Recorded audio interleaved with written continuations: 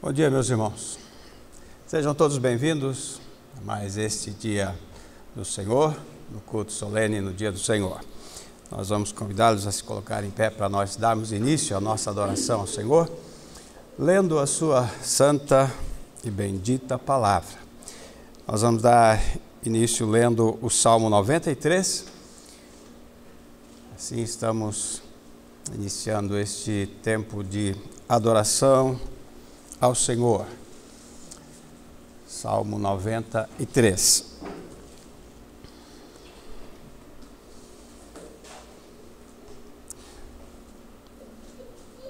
Onde diz a palavra: o Senhor reina, está vestido de majestade. O Senhor se revestiu e cingiu de poder. O mundo também está firmado e não poderá vacilar. O teu trono está firme desde então. Tu és desde a eternidade. Os rios levantam, ó Senhor, os rios levantam o seu ruído. Os rios levantam as suas ondas. Mas o Senhor nas alturas é mais poderoso do que o ruído das grandes águas e do que as grandes ondas do mar. Muito fiéis são os teus testemunhos. A santidade convém à tua casa, Senhor, para sempre. Congregação, vamos juntos dizer onde está o nosso socorro. O nosso socorro está no nome do Senhor, que fez os céus e a terra. Amém. Receba a saudação do Senhor. Graça a vós e paz da parte de Deus, o nosso Pai, e da do Senhor Jesus Cristo. Amém. Salmo 122 é o que vamos ler agora, ou melhor, 121, Salmo 121 e cantá-lo. Salmo 121. E vamos ler e depois cantar este salmo ao Senhor. Podemos ler juntos, Salmo 121. Levantarei os meus olhos para os montes, de onde me vem o socorro. O meu socorro vem do Senhor, que fez o céu e a terra. Não deixará vacilar o teu pé, aquele que te guarda não tosquenejará. Eis que não tosquenejará, nem dormirá o guarda de Israel. O Senhor é quem te guarda, o Senhor é a tua sombra à tua direita. O sol não te molestará de dia, nem a lua de noite. O Senhor te guardará de todo o mal, guardará a tua alma. O Senhor guardará a tua entrada e a tua saída, desde agora e para sempre. Cantemos este salmo.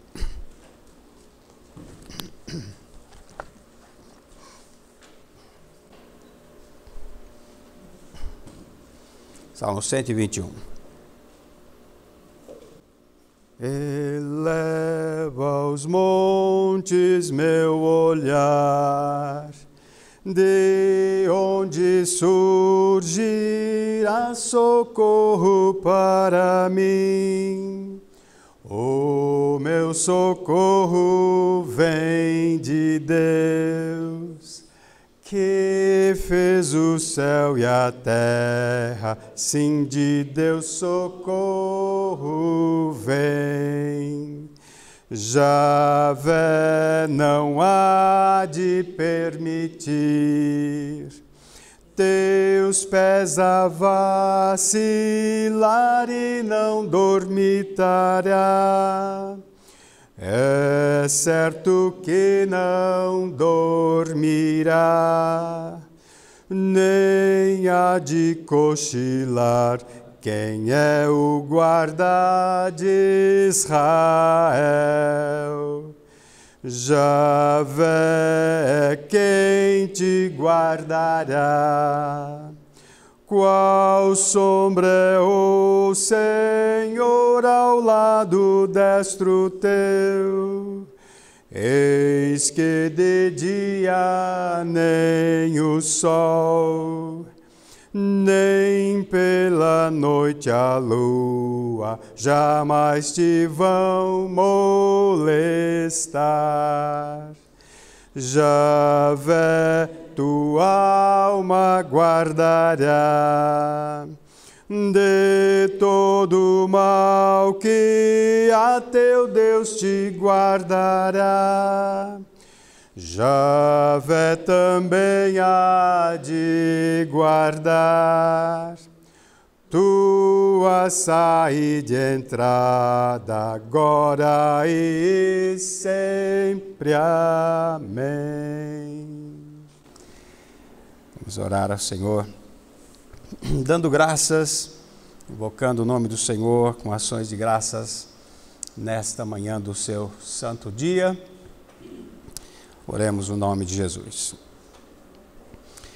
Bendito Deus, eterno Pai celestial, é uma alegria para nós estar na Tua presença nesta manhã, para este Teu santo culto no dia do Senhor.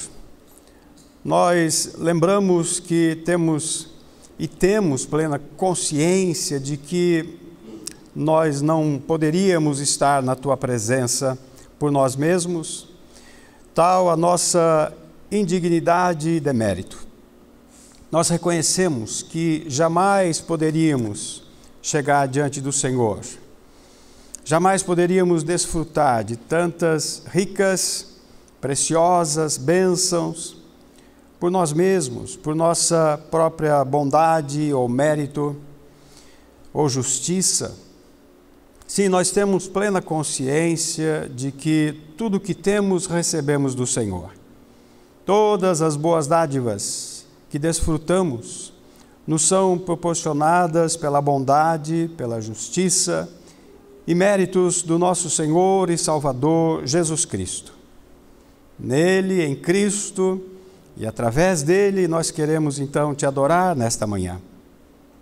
Nós somos imensamente gratos a Ti, ó Pai, por tudo que nos fizeste, e seremos eternamente gratos por nos livrar das mãos do inimigo das nossas almas, do império das trevas, e nos fazer participantes do Teu povo santo, da Tua santa igreja, da Tua aliança, do Teu povo eleito e escolhido na terra, para refletir a glória do Senhor, a santidade, a beleza do Senhor. Nós agradecemos por nos libertar e nos livrar do engano, do reino dos ídolos, das superstições, e nos trazer para o reino da verdade, da luz, para a Tua presença. Nós agradecemos por nos trazeres a Sião, a Jerusalém celestial, para conhecer a Tua lei, para conhecer os Teus decretos, conhecer a Tua palavra, conhecer a Tua grande obra da redenção, que nos tem sido revelada na Tua palavra e que temos recebido por tradição desde os apóstolos do Senhor Jesus Cristo, o plano eterno e maravilhoso da redenção. Agradecemos, Senhor, por todas as bênçãos e benefícios advindos desta aliança e deste plano eterno, que nos fortalecem, que nos animam, nos alimentam, nos encorajam a seguir adiante, sempre com os nossos olhos fixos em Ti, nas Tuas promessas, na Tua aliança, na Tua santa palavra. Senhor, nós temos alegria em pertencer ao Senhor, em conhecer o Deus vivo e verdadeiro, que é o único Deus, que criou, que redimiu, que mantém e sustenta todas as coisas pela Sua palavra, pelo Seu poder e para a Sua glória. O Deus que conduz toda a criação e todas as criaturas para o fim que Tu mesmo decretaste no princípio e antes de todas as coisas, na eternidade. Ó Senhor, é uma bênção e um privilégio conhecê-lo, conhecer o Deus vivo, conhecer o único Deus, porque a Tua glória enche os céus e a terra, Tua glória enche toda a criação, porque Tu és eterno, tu és infinito e não há espaço para nada além de ti. Toda a criação está em ti e a tua glória enche toda a criação. Então, aqueles que conhecem o Senhor sabem que não há espaço para qualquer outro Deus, não há espaço para qualquer outro intercessor, mediador, não há espaço para nada além de ti. E não há necessidade de nada além de ti. Não necessitamos de ninguém além de ti mesmo. Por isso não temos outro no céu a quem nós desejamos, a quem buscamos. E na terra não há outro nome a não ser o nome do Senhor Jesus Cristo, pelo qual todos devem ser salvos, todos devem chegar a ti. Por isso receba o nosso culto solene neste santo dia do Senhor. Nós nos rendemos a ti com muita gratidão por esse tempo que preparaste para nós. Nós somos tão abençoados em estar na tua presença, em lermos, abrimos a tua palavra, nela meditamos e dela aprendemos as coisas mais importantes da vida, tanto para a nossa vida aqui e principalmente para a vida eterna. Receba o culto do teu povo, desta congregação, neste lugar, mas também receba o culto de todas as congregações fiéis e de todo o povo do Senhor entre as nações, que de maneira especial se congregam neste dia do Senhor para te adorar, para te dar graças publicamente, para professar a fé, professar a sua esperança e confiança no Senhor nosso Deus. Digno és, portanto, de receber o nosso culto e a nossa adoração. Oramos no nome do Senhor Jesus Cristo, a quem damos toda a glória e toda a honra, aqui e no dia da eternidade. Amém. Amados, vamos ainda cantar o Salmo 105.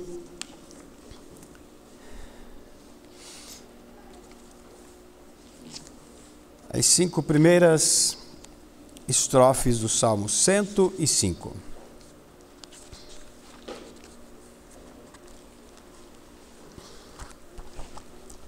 Salmo 105, de 1 a 5. Cantemos. Oh, rendei graças ao Senhor e invocai seu santo nome. Proclamai os seus feitos, entre as nações anunciai. Cantai-lhe salmos e falai das suas maravilhas. Gloriai-vos no seu santo nome. Alegre-se o coração dos que buscam ao Senhor. Buscai Javé e seu poder, buscai a sua presença e a sua face sempre. Lembrai-vos das suas maravilhas e dos prodígios que ele fez. Lembrai-vos dos juízos seus, descendência de Abraão, seu servo, filhos de Jacó, todos os escolhidos seus. Ele é o Senhor, o nosso Deus. Os seus juízos manifesta. Lembra da sua aliança, da palavra que empenhou, para sempre eternamente, a milhares de gerações. Lembra-se do pacto que fez com o seu servo Abraão, do que a Isaque jurou e a Jacó o confirmou, por estatuto a Israel, por aliança eterna.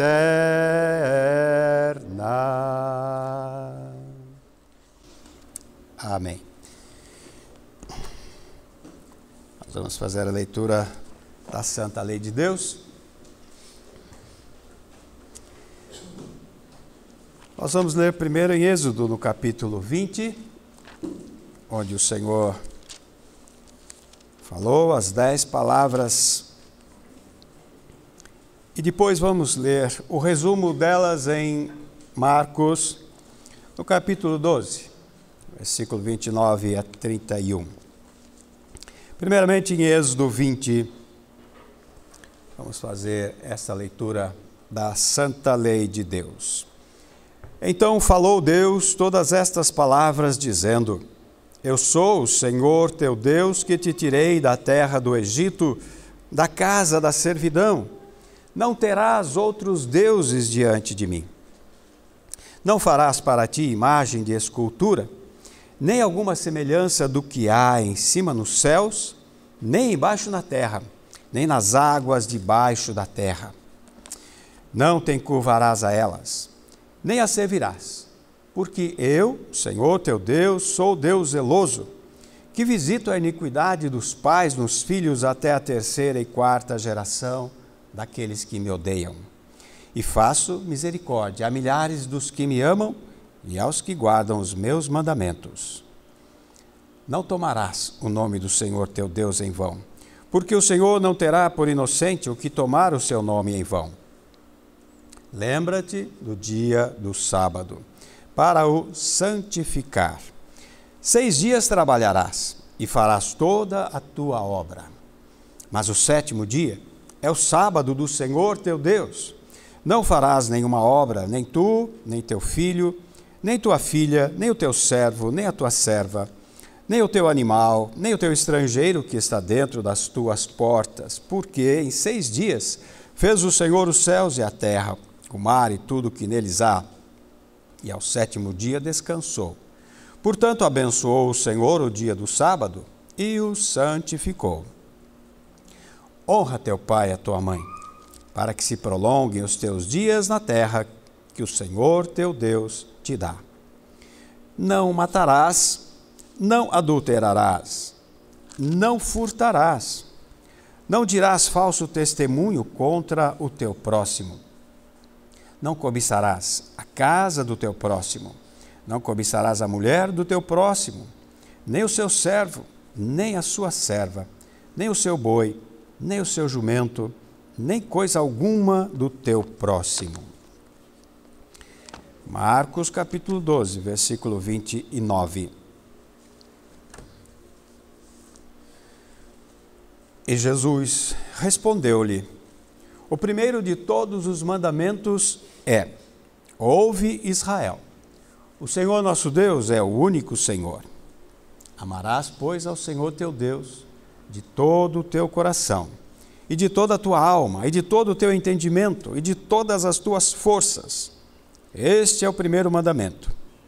E o segundo, semelhante a este é: amarás o teu próximo como a ti mesmo.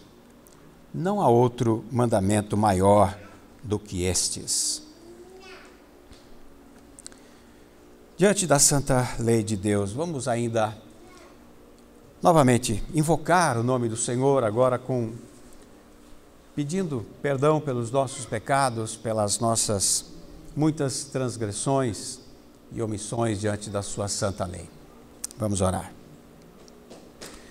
Amado Deus, amado Senhor, uma vez mais invocamos o nome do Senhor e nesta hora para rogar o teu perdão, porque nós somos pecadores, nós somos de fato grandes pecadores diante do Senhor, porque transgredimos a tua santa lei,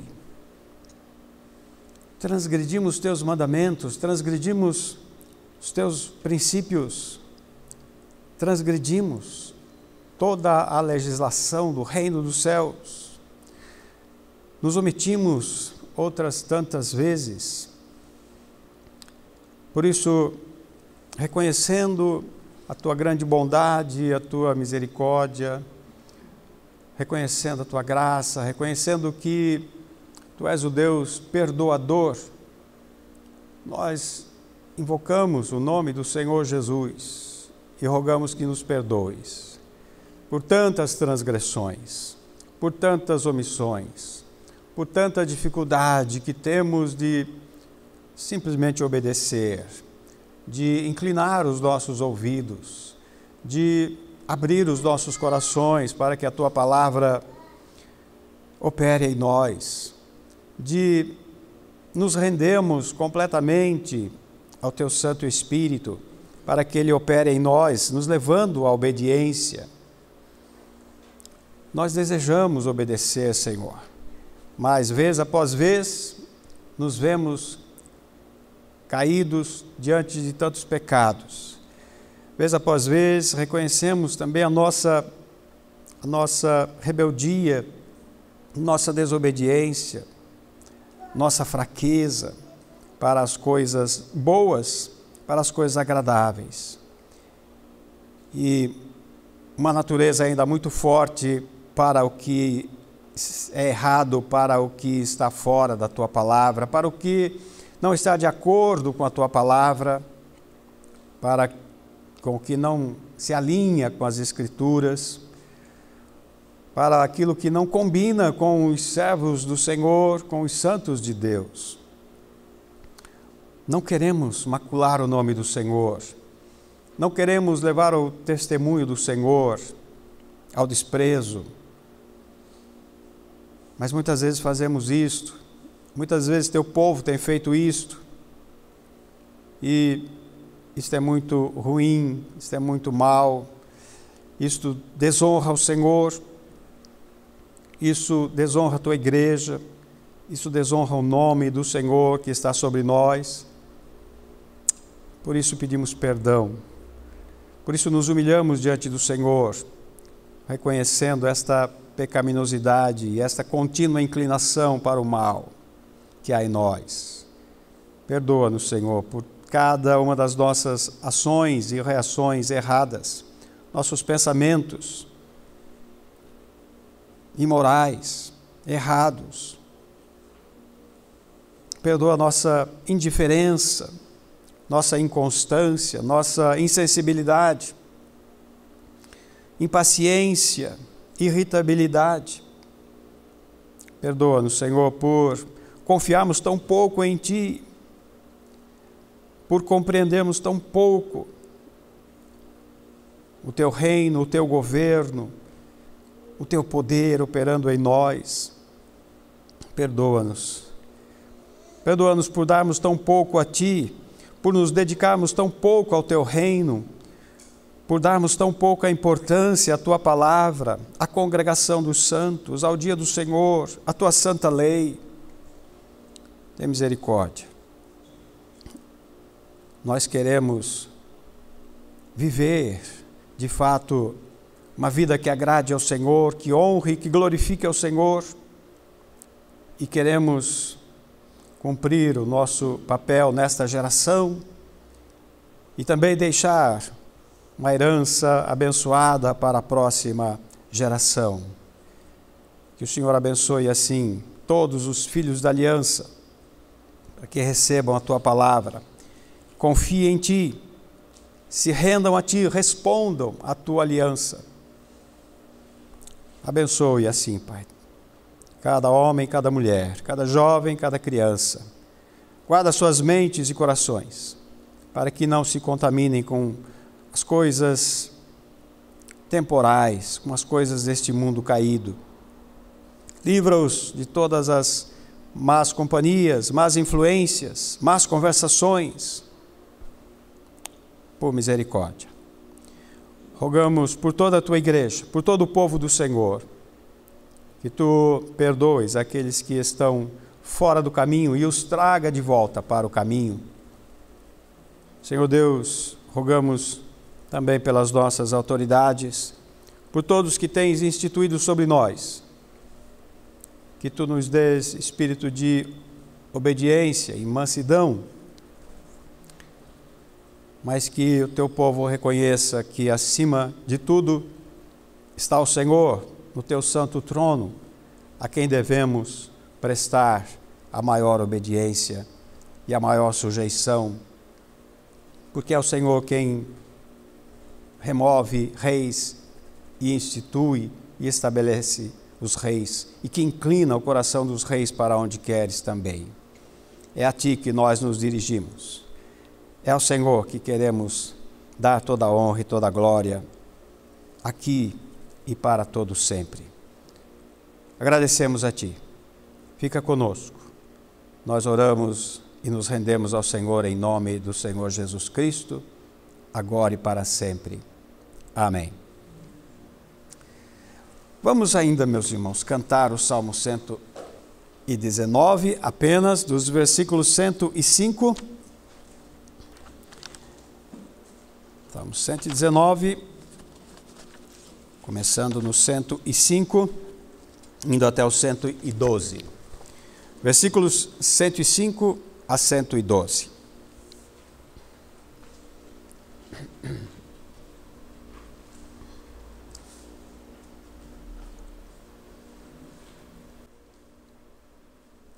Tua palavra a lâmpada é, a clarear a senda dos meus pés, luz que ilumina meu caminho. Jurei e cumprirei meu juramento. Teus justos juízos eu hei de guardar. São eles a vida da minha alma. Aflito estou, dá-me vida, Senhor, segundo Tua bendita palavra. Aceita, eu te rogo, ó Senhor, minhas oferendas voluntárias. Ensina-me os Teus juízos e me instrui nos Teus mandamentos. A minha alma de contínuo está prontamente posta nas minhas mãos, mas eu não me esqueço da Tua lei.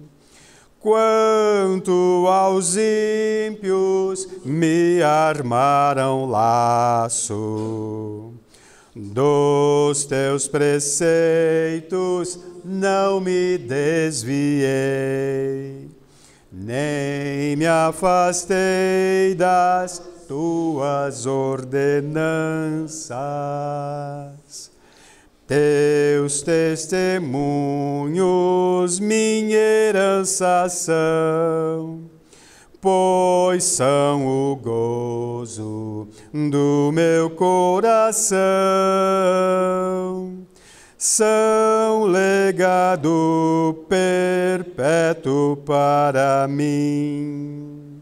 Meu coração se inclina a guardar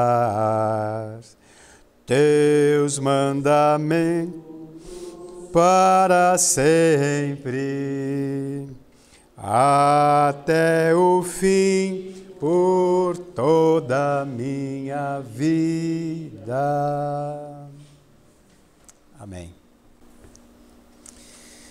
Graças a Deus, hoje nós vamos prosseguir com o nosso catecismo, o nosso estudo no Catecismo de Heidelberg, falando ainda sobre os sacramentos. Hoje no dia do Senhor 30, dia do Senhor 30, do Catecismo de Heidelberg. Vamos fazer a leitura das perguntas 80 até 82.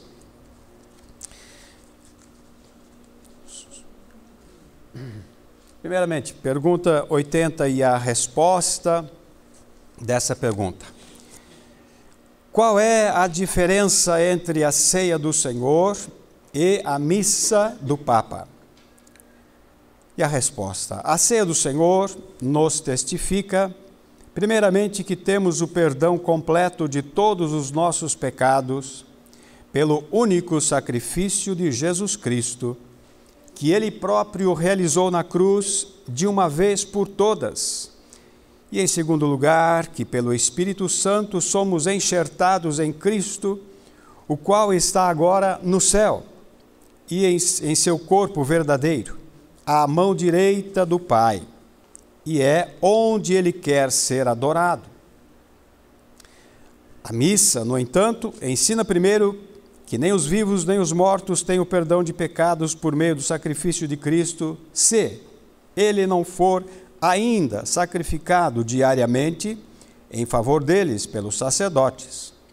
E, em segundo lugar, que Cristo está presente corporalmente na forma do pão e do vinho, e neles deve ser adorado.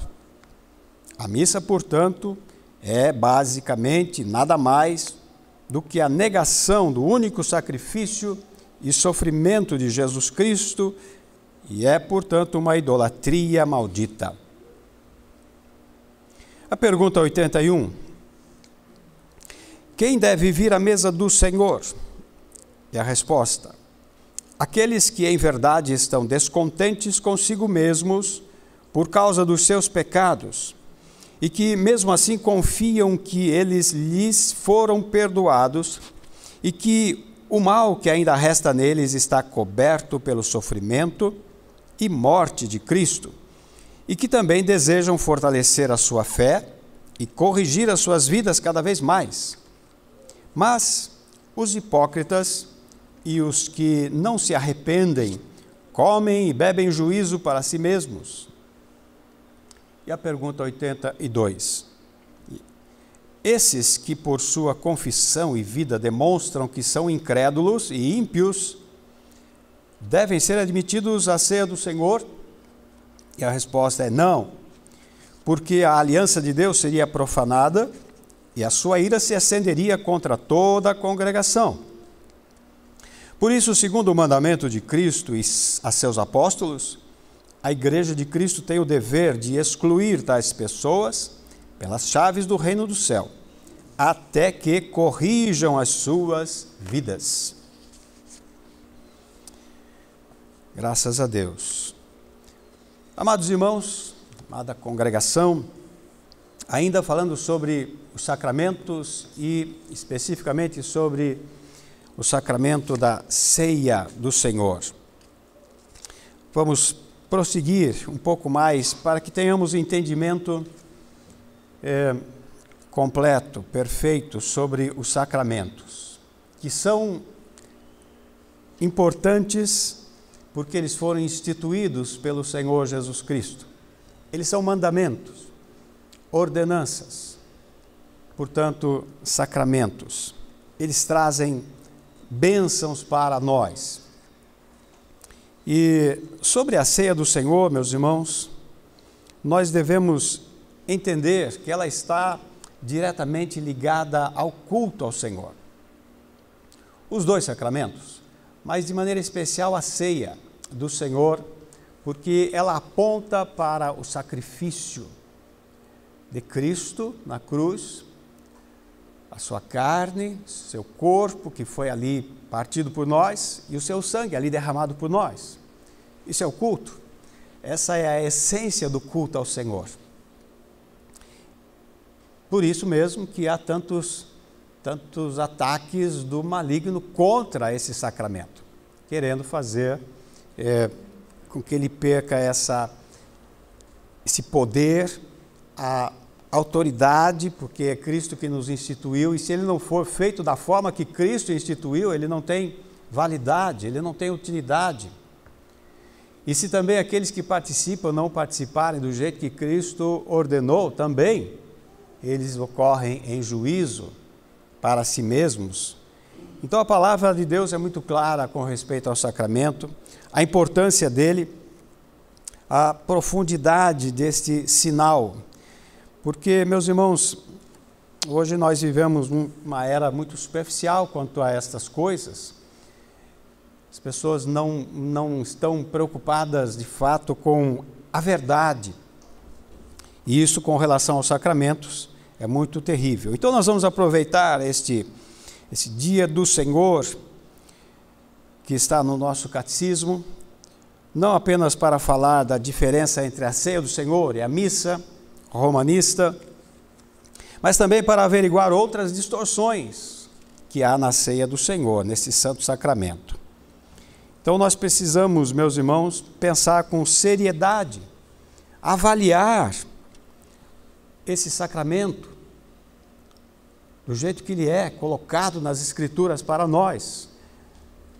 Nós temos que avaliar as coisas pela verdade, pelo seu valor, não apenas pela sua utilidade. Então, até mesmo no contexto da igreja é terrível, porque as pessoas que enchem as igrejas, elas não estão preocupadas de fato com a verdade. Não pensaram, não param para pensar na verdade. E é muito grave, é muito grave. As pessoas estão mais preocupadas com o seu conforto, com o seu bem-estar, com a sua saúde, do que com a verdade da palavra de Deus. Então, nós temos falado que a doutrina é o nosso mapa. E se você estiver errado quanto a ela, você vai chegar no lugar errado. Não pode existir uma coisa mais grave do que este fato, de que se nós estivermos com a doutrina errada, tudo estará errado no fim, a nossa vida, nosso comportamento, o nosso culto, a nossa salvação, tudo está comprometido. Então, há muitos ataques contra a doutrina do Senhor, a verdadeira doutrina. Então, quando você vir alguém que está com o mapa errado, você deve gritar para avisá-lo. Porque é grave, a pessoa vai dar no lugar errado. Então, devemos fazer como os mártires, muitos dos mártires que morreram gritando, não é?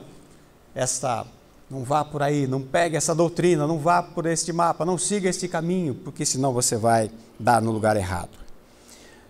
Porque houve época da história da igreja em que eles davam muito mais valor à doutrina. E eles se preocupavam muito mais seriamente, especialmente com esse sacramento.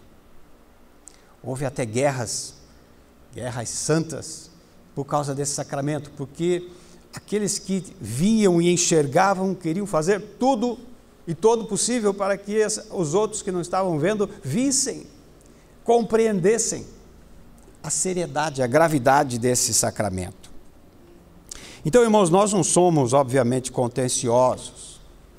A Bíblia condena isto, sermos contenciosos, mas temos que ser criteriosos e prestar atenção ao que está escrito. A igreja tem esse dever. Nós não somos dados a disputas, a debates. A palavra de Deus não é para ser debatida, é para ser obedecida. Mas a verdade não pode ser desprezada. Então a igreja tem o dever de permanecer no que está escrito. E, obviamente, guardar a tradição dos apóstolos. Mas as tradições erradas devem ser descartadas, devem ser rejeitadas. O apóstolo Paulo diz em 1 Coríntios 4, versículo 6, eu, irmãos, apliquei estas coisas por semelhança a mim e a Apolo, por amor de vós. E ele diz por quê? Para que em nós aprendais a não ir além do que está escrito.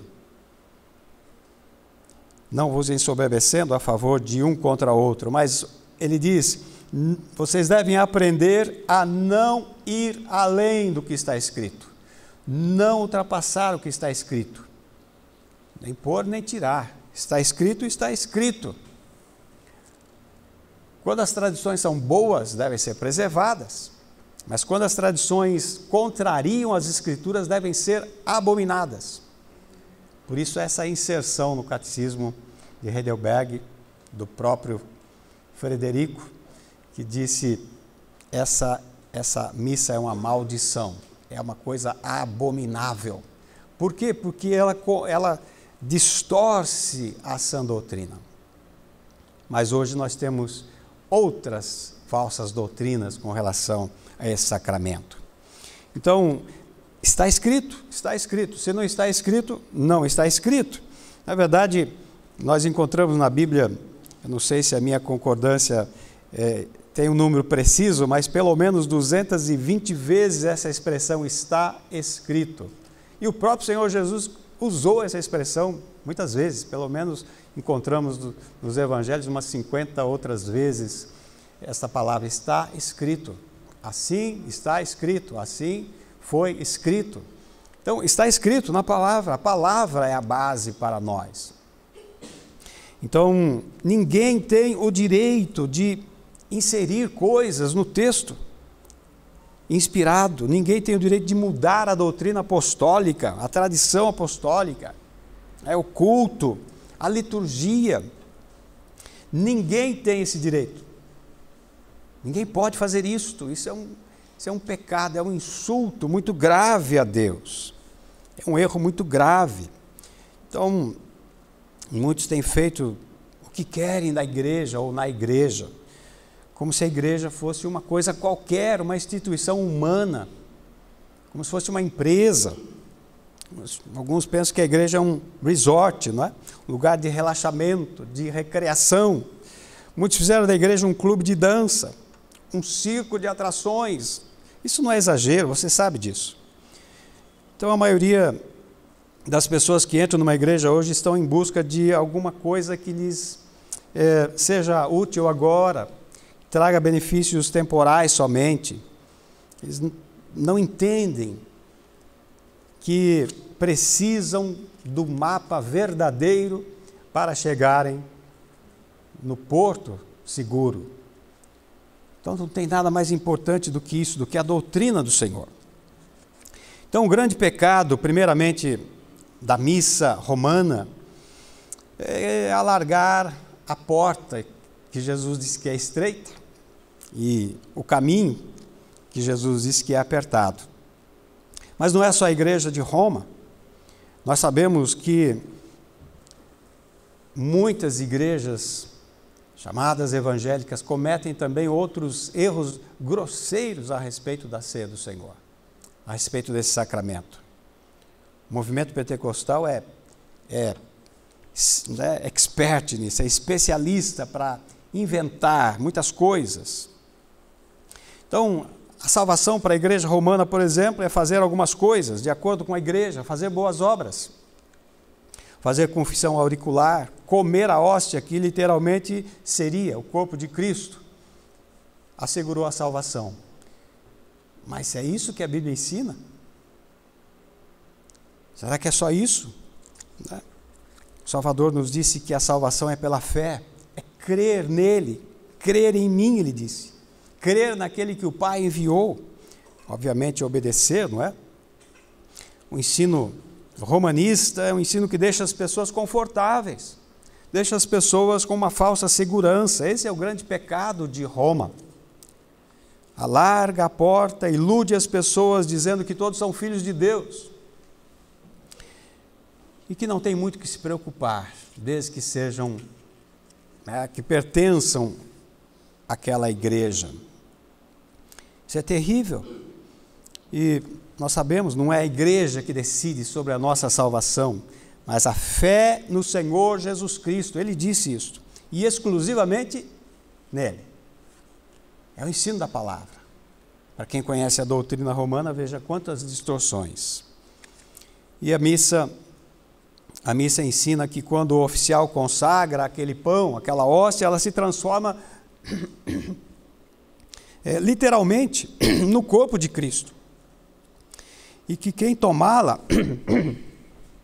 ela está comendo literalmente a carne de Cristo. E que isso salva, que Cristo entra assim na vida da pessoa. Mas é este o ensino?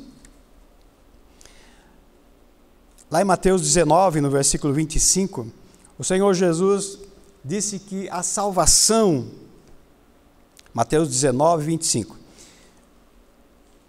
os discípulos, ouvindo isto, admiraram-se muito, perguntando ao Senhor: quem poderá, pois, salvar-se? E Jesus, olhando para eles, disse-lhes: aos homens isso é impossível, mas a Deus tudo é possível.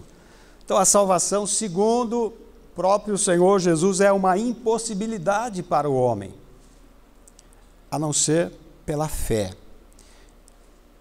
E dizer que a oração do ministro transforma o pão, transforma o cálice, não tem fundamento na palavra de Deus. A oração não transforma coisa alguma. O pão é pão antes da consagração e continua sendo pão depois da consagração. E o mesmo em relação ao vinho. A missa ainda ensina uma repetição ou continuação do sacrifício de Cristo, ainda que sem sangue.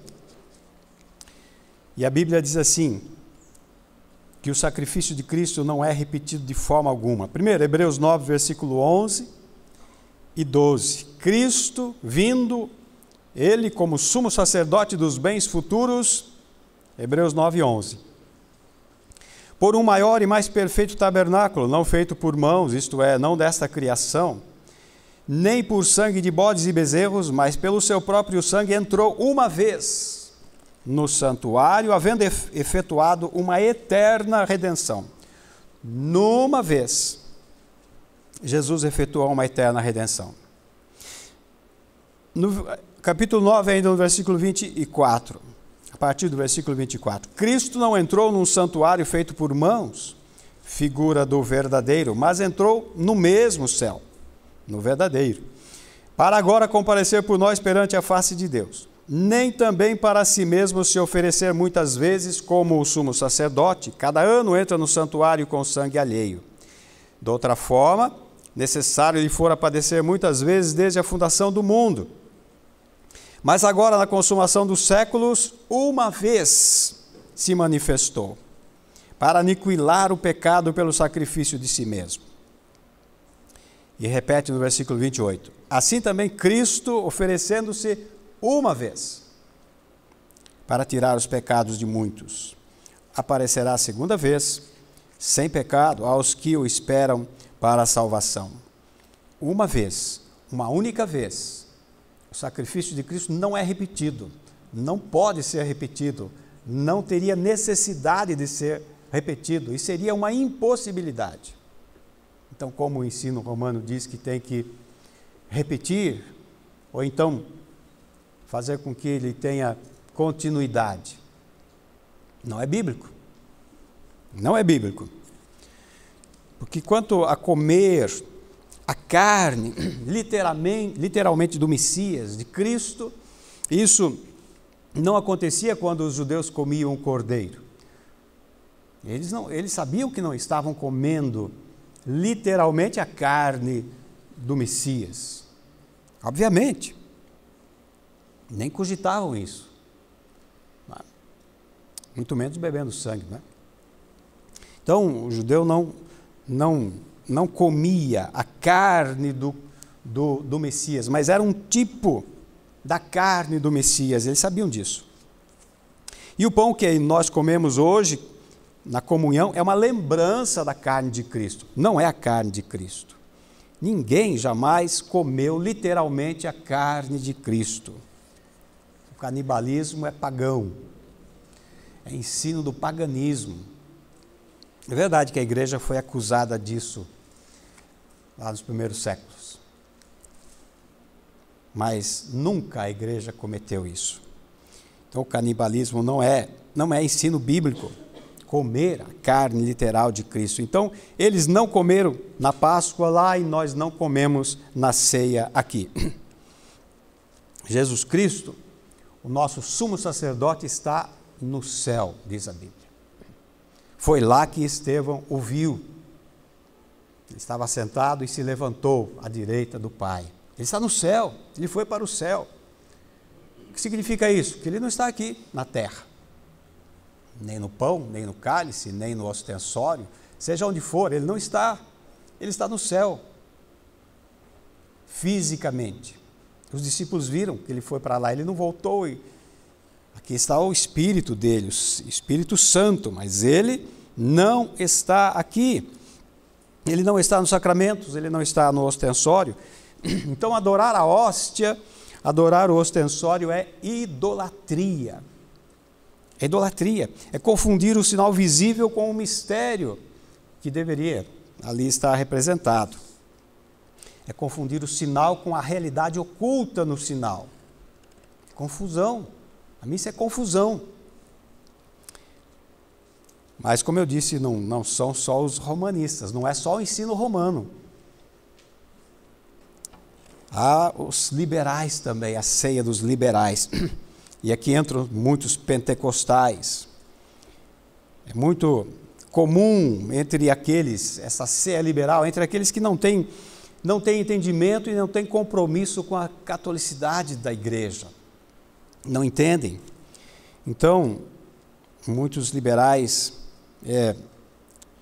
também cometem graves erros a respeito da ceia do Senhor. Eles não entendem a catolicidade histórica, doutrinária, litúrgica, e eles vão inventando. Há muitas pessoas criativas na igreja, mas poucas pessoas obedientes. Então, são inventores de culto, porque quando se mexe na ceia, quando se mexe no sacramento, mexe-se no culto ao Senhor. Não pode ter um pecado mais grave do que este. O homem mexer no culto, mexer na maneira como Deus quer ser adorado. Esse foi o pecado de Caim, começou lá. Ele mudou o culto e o Senhor o amaldiçoou. É tão grave assim. Então, por isso que prestar atenção na doutrina, meus irmãos, é coisa muito importante. E eu sei que no meio pentecostal há muito disso. Os maiores inventores de cultos estão no meio pentecostal. Eu já fui um deles, então eu posso falar. Eu já vi. Eles inventam tantas coisas. E já incorri também nesses erros. Eles não compreendem a salvação como ela é. Dá a impressão que Jesus Cristo não veio para salvar, ele veio para propor uma salvação, para disponibilizar a salvação, para quem quiser agora puder tomar posse dela. Então ele não é Salvador, não mereceria esse nome de Salvador. Ele tem esse nome de Salvador porque ele salvará, a profecia dizia, o seu povo dos seus pecados. Então quando ele veio, ele salvou, a obra foi completa, perfeita. Então eles confundem, eles não entendem o que é o culto ao Senhor. Eles não entendem o que é nem avivamento. Eles falam tanto em avivamento, mas avivamento para eles é contextualização. É um pragmatismo que implica em criatividade. O culto pragmático, você tem que ser criativo. Então não é o culto ao Senhor, porque no culto ao Senhor ninguém pode ser criativo. É obedecer o que está escrito e não ir além do que está escrito. Então, é comum você ouvir eles dizerem, temos que ser criativos. Eu ouvi muito isso. Porque, afinal, nós temos que competir com a mídia. Temos que competir com a modernização, com as diversões, com os entretenimentos que o mundo oferece. A igreja não está aqui para competir com o mundo.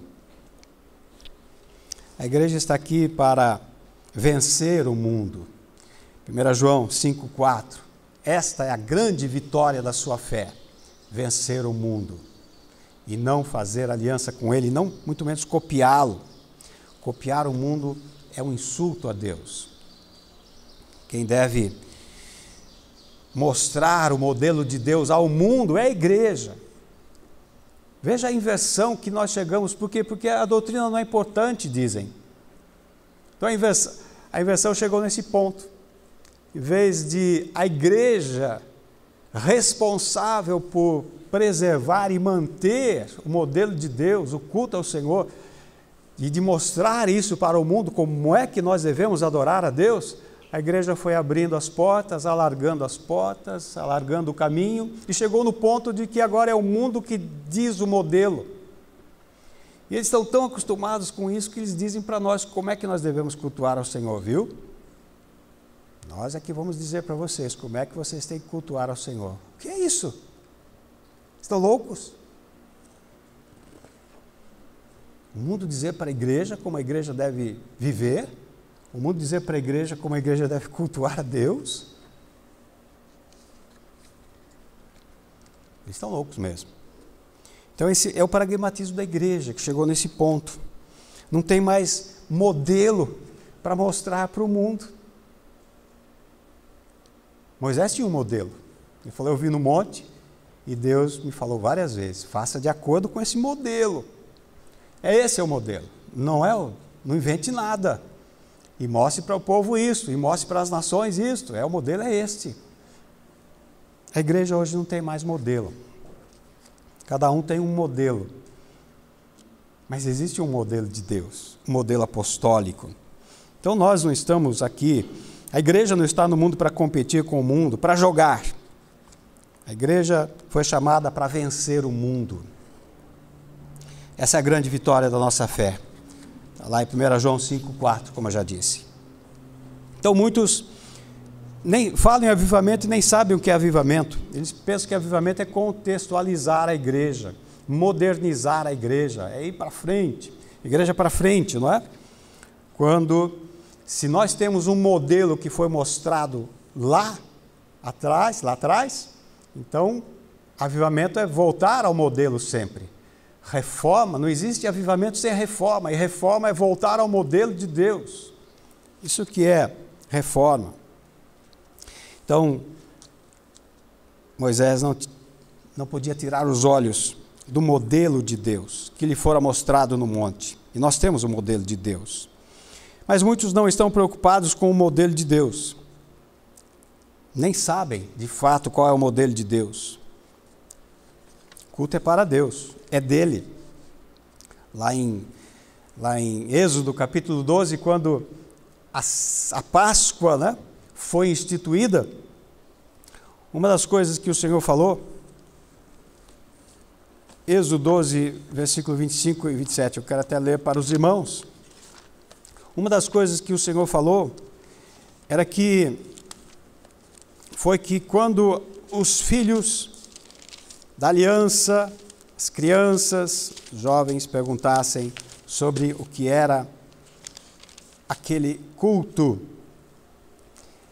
eles tinham que falar, é isso que o Senhor fez na terra do Egito, e é assim que o Senhor ordenou, Êxodo 12, versículo 25.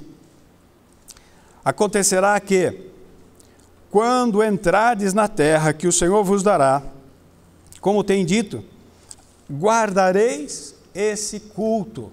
Ele estava falando da Páscoa, mas ele fala de culto, porque era adoração ao Senhor. Então não se mexe aí. E acontecerá que quando os vossos filhos vos disserem, que culto é este? Então direis, este é o sacrifício da Páscoa ao Senhor, que passou às casas dos filhos de Israel no Egito, quando feriu os egípcios, e livrou as nossas casas. Então o povo se inclinou e cultuou, adorou. E assim Deus ordenou a Moisés. Assim eles fizeram. Então, quando os filhos perguntarem, que culto é este? Eles disseram, esse é o culto que o Senhor estabeleceu. Foi assim que Deus mostrou no monte para Moisés, foi assim que Deus veio pessoalmente trazer a lei. Depois ele usou Moisés para instituir esse culto na congregação de Israel. E é assim que nós cultuamos ao Senhor. Hoje, muitos não podem dizer isto. Se os filhos perguntarem que culto é esse, a igreja hoje tem que dizer isso, nós inventamos, nós copiamos dos pagãos. Infelizmente. Aprendemos com os pagãos, porque tem ceia de cura divina, ceia de prosperidade financeira, ceia levada para os doentes fora da congregação, fora da igreja, que é uma superstição. A ceia não tem sentido fora da congregação. Ceia na cerimônia de casamento. Sou culpado disso. Por quê? Porque a falta de entendimento. Acha que a ceia pode fazer de qualquer jeito, para qualquer lugar, a hora que queira, em casa, em qualquer hora. Não. Isso é loucura, isso é a loucura do pentecostalismo. Aliás, o pentecostalismo em si mesmo é uma loucura. E todos os liberais. A maior loucura que se pode fazer, vou justificar meu adjetivo aqui, loucura, né? Você pode achar pesado, mas a maior loucura que se pode fazer é mexer no culto ao Senhor. E disso o movimento pentecostal é culpado. E as igrejas liberais são culpadas. E o romanismo é culpado. E Deus precisa nos chamar todos ao arrependimento e à compreensão disso, porque não se mexe no culto ao Senhor. Nós temos que falar para os nossos filhos, é assim que Deus instituiu, foi assim que Jesus instituiu. Agora, meus irmãos, para nós irmos para a outra parte, o catecismo ainda fala sobre nós, se os pecadores podem participar da mesa do Senhor. Obviamente que a mesa do Senhor é para pecadores. Obviamente que a ceia é para pecadores, mas para pecadores arrependidos. Arrependidos. E não só os que se arrependem na hora da ceia para participar da ceia, pecadores que vivem o arrependimento. Porque não existe homens na terra que não sejam pecadores, seja por nascimento ou por prática, nós somos todos pecadores. Não há nada que possa mudar essa realidade do homem. O homem vai ser sempre pecador. Qualquer homem que andou neste mundo, ele é pecador. O único que atravessou por aqui sem pecar foi o nosso Senhor Jesus Cristo. Não tem nenhum santo mais. Aí, não vou falar sobre isso, mas aí entra outro crime da igreja romana, de beatificar, de santificar, de canonizar homens, dizendo, esses foram santos. Não, ninguém foi santo. Ninguém. Ninguém é bom, disse Jesus. Só há um que é bom, que é Deus. Ele era Deus, ele era bom. Ninguém mais, não há concílio que possa fazer isso, não há nada que possa fazer de um pecador um homem santo. Aliás, esses concílios não são nem inteligentes. Porque, não sei você, mas se eu fosse canonizar alguém, eu começaria por Moisés. Porque a Bíblia diz, depois que Moisés morreu, não se levantou mais homem como ele, como profeta como ele, que falava com Deus face a face. Mas mesmo assim ele foi reprovado. Ele era pecador. Então ele não podia ser santo. Ele fez os maiores milagres na terra do Egito e no deserto, mas ele não era santo, não podia ser canonizado. Talvez o outro seria João Batista, que teve o testemunho de Jesus de ser o maior profeta nascido de mulher, maior homem nascido de mulher. Mas mesmo assim, João Batista foi reprovado. Teve alguma dificuldade até para, depois de um tempo na prisão, se Jesus era mesmo o Messias. Enviou mensageiros para perguntar, para se certificar se é o Senhor mesmo. Depois não tem mais ninguém. Não tem mais nenhum santo. Então a ceia é para pecadores, obviamente. Senão ninguém poderia participar dela. Mas pecadores redimidos. Um pecador redimido é um homem que foi convencido, um homem, uma mulher, foi convencido pelo Espírito Santo de que ele é um grande pecador e precisa do Salvador. Um pecador redimido é confessante, ele não confessa os seus pecados somente na hora da ceia, ele confessa sempre, continuamente seus pecados.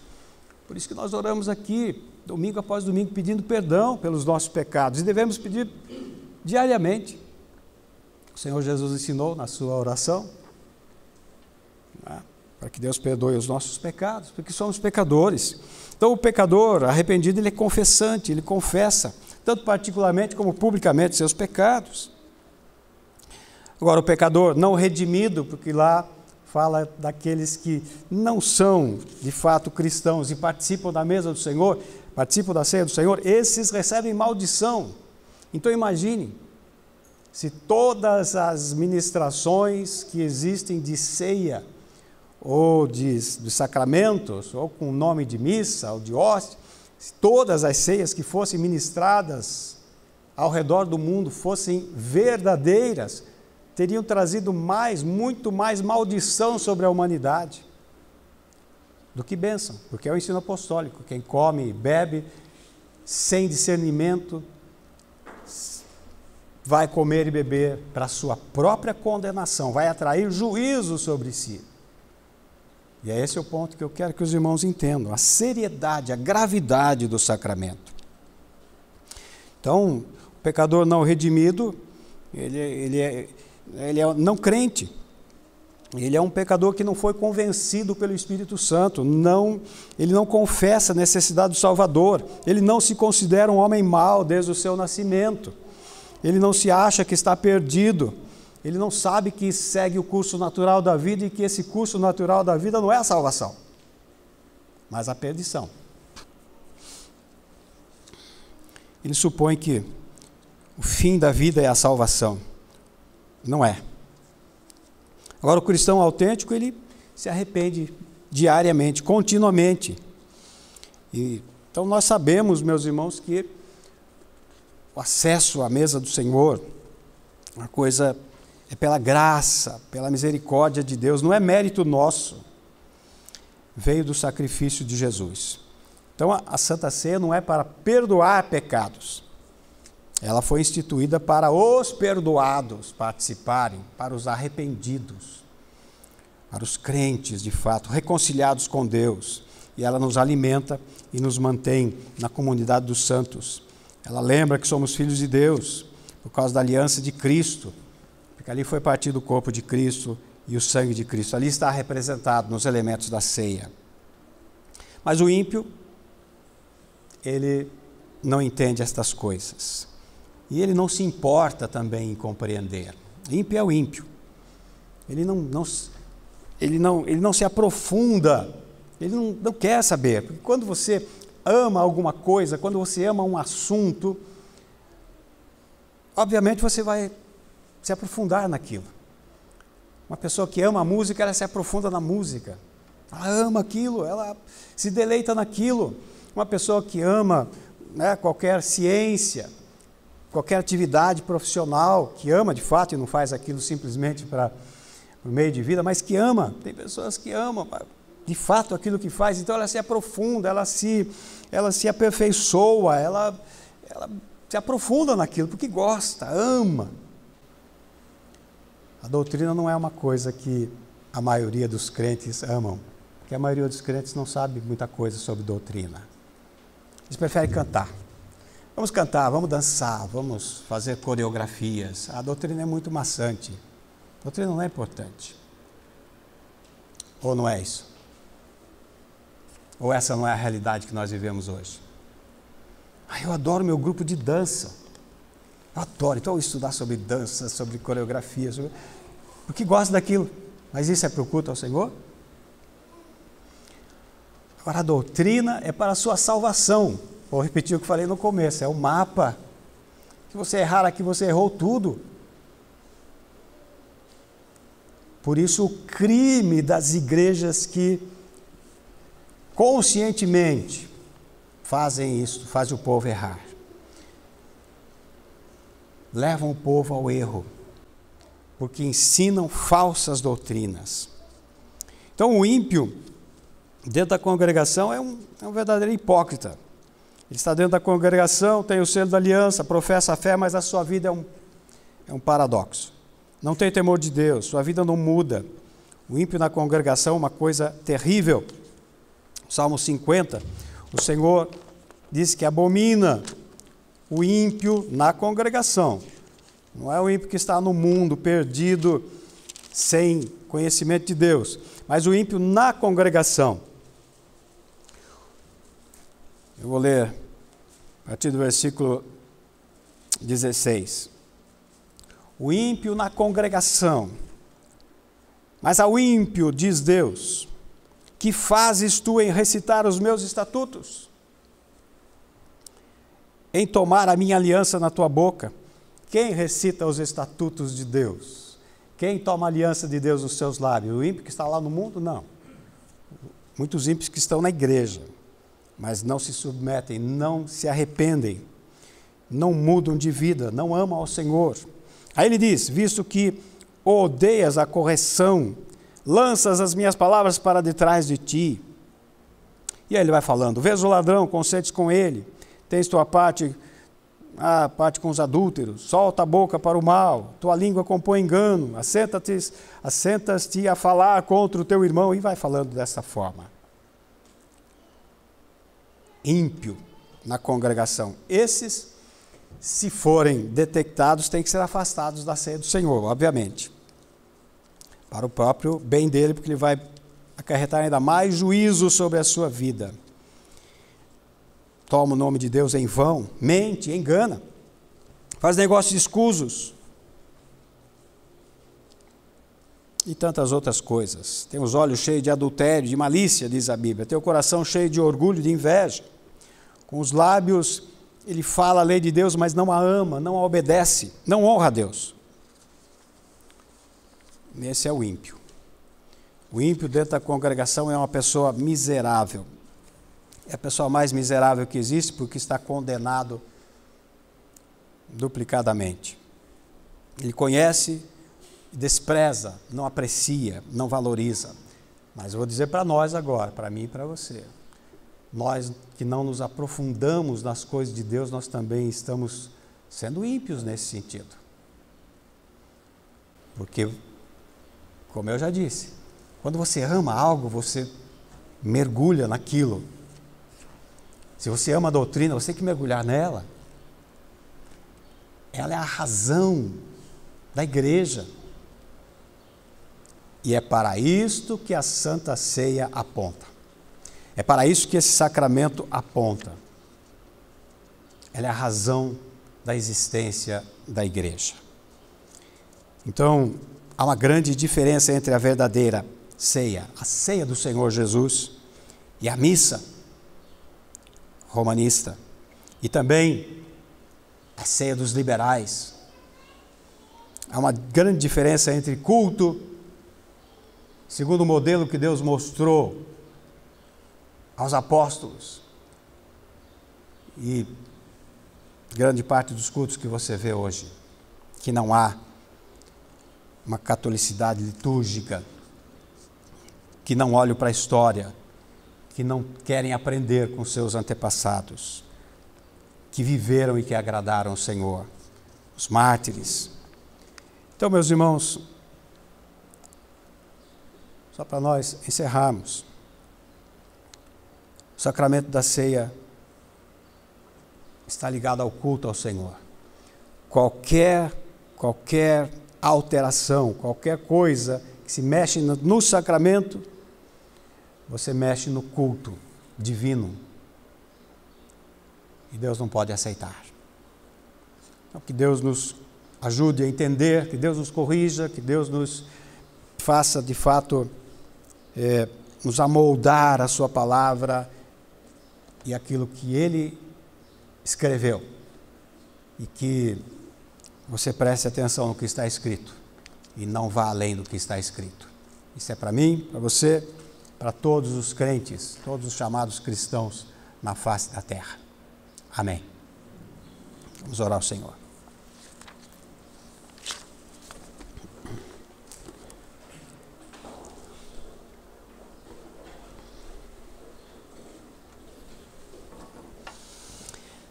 Amado Deus, amado Pai Celestial, uma vez mais nós nos dirigimos a Ti para pedir a Tua misericórdia, porque nós reconhecemos a nossa tendência ao erro, ao engano, reconhecemos a nossa tendência em nos inclinar para aquilo que está errado, para o engano do inimigo, para as coisas do sistema de Satanás. Nós reconhecemos que, como igreja, temos uma tendência muito forte a nos desviar. Temos uma inclinação muito forte para o erro. E nós dependemos unicamente da obra do Teu Espírito Santo em nós, para não nos deixar errar. Rogamos a Tua ajuda, a Tua misericórdia. Perdoa-nos por sermos muito rasos, por sermos muito superficiais quanto às coisas do Senhor, por não demonstrarmos um verdadeiro amor, um profundo amor pela Tua palavra, pelo Teu culto, pela Tua lei, pelos Teus louvores, pelos salmos sagrados. Perdoa-nos por não sermos como deveríamos ser, mais profundos, mais dedicados, mais entregues. Pedimos que o Teu Santo Espírito nos conforme mais e mais ao Senhor Jesus Cristo. Por misericórdia. Nós oramos em nome de Jesus. Amém. Encerrando, meus amados, vamos cantar o Salmo 75 e assim estaremos indo para o final do nosso culto solene neste santo dia do Senhor. Salmo 75.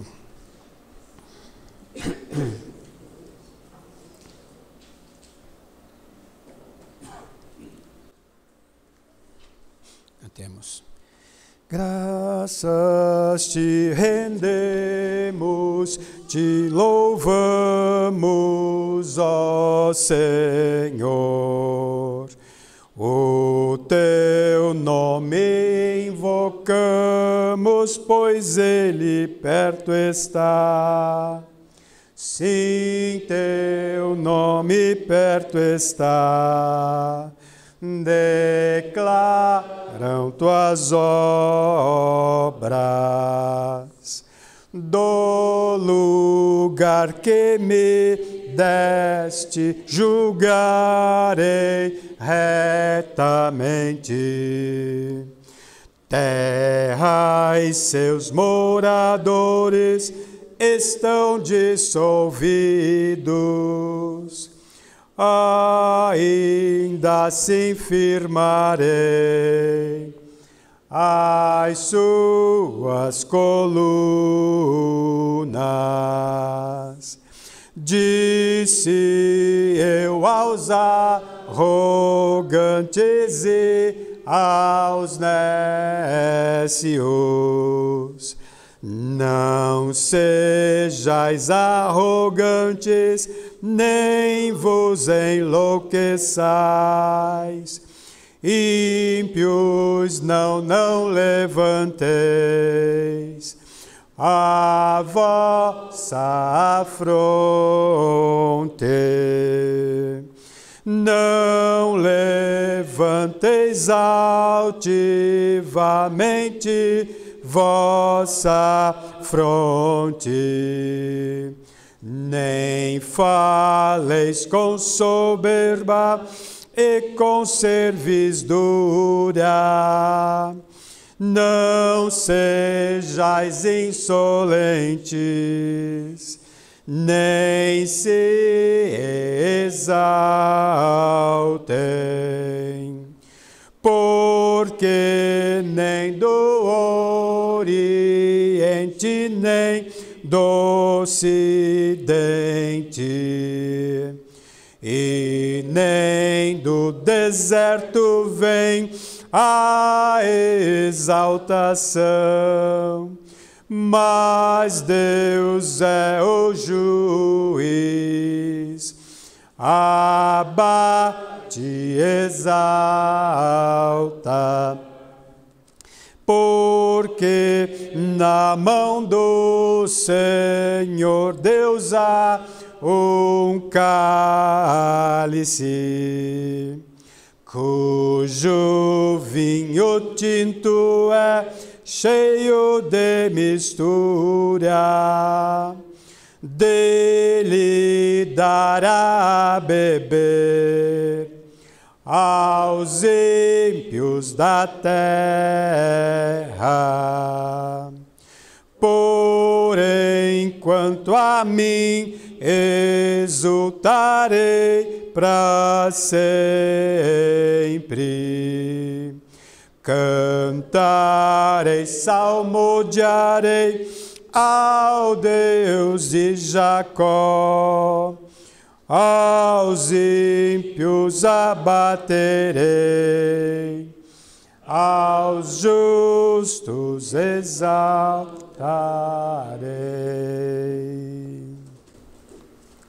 Bem, vamos encerrar esta oração e a bênção final. Bendito Deus, amado Pai Celestial, ao nos despedirmos nesta manhã deste santo lugar, deste santo culto, rogamos ao Senhor que nos leves em paz e segurança. Guarda o teu povo neste dia, guarda o teu povo esta semana, guarda o teu povo a cada dia, durante a sua trajetória, durante a sua peregrinação neste mundo, livrando os seus pés de todo embaraço com o pecado e com as coisas que não agradam a ti. Guarda a mente e o coração do teu povo, livra-os das falsas doutrinas, dos falsos ensinos, livra-os das setas do maligno, dos dardos do maligno, e que o teu Santo Espírito desperte o teu povo, dando fome e sede pela tua palavra, pela tua doutrina preciosa e cristalina, pelo ensino do Senhor, pelo culto santo ao Senhor, pelas coisas do Senhor e do reino dos céus, para o qual nós somos chamados, transportados. Que o teu povo viva na tua presença, viva com satisfação, com alegria, com prazer nas coisas do Senhor, cada vez mais se dedicando ao Senhor, voltando os olhos para as coisas eternas e não deixando que as coisas terrenas venham encher demais os seus corações, venham ocupar os seus corações. Abençoe os enfermos, abençoe os cansados, desanimados, abatidos, os aflitos, os oprimidos, os que estão amedrontados e assustados, atemorizados. Livra-os de toda a opressão do sistema deste mundo. Que o teu povo viva alegremente, em liberdade neste mundo e proclame com liberdade e com alegria aquilo que o Senhor é e aquilo que o Senhor fez para nos salvar. Como testemunho do Senhor nesta terra. Faz o teu povo brilhar e resplandecer. Nós te pedimos e te agradecemos no nome do Senhor Jesus, agora e para sempre. Que o Senhor te abençoe e te guarde.